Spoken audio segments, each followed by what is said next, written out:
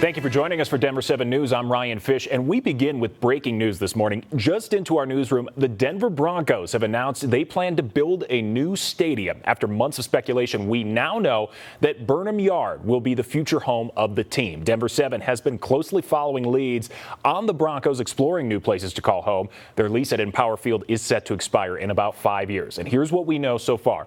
The team says the stadium will be privately funded by the ownership team, so no taxpayer dollars will go toward the project. Broncos ownership says the stadium will have a retractable roof, and the plan is to open it in time for the 2031 season.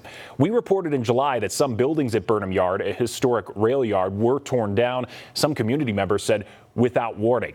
Now, Denver Mayor Mike Johnston also released a statement this morning saying in part, quote, "Today is a remarkable win-win-win for Denver. The Broncos are staying in Denver. We will finally open up the historic Burnham Yard neighborhood for development, and we get to reimagine the Mile High Stadium site as a thriving community in West Denver." We do have multiple crews working to learn more about the purchase and announcement. Find the latest information on the Denver Plus app and denver7.com.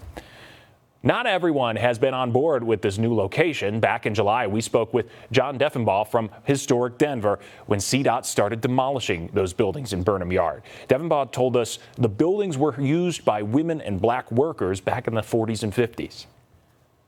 This was a really special site that allowed people who would not normally have the opportunity to work in an industrial setting. And there were still buildings that told that story. Other community leaders have called the demolition of these buildings disrespectful because of the history attached to them.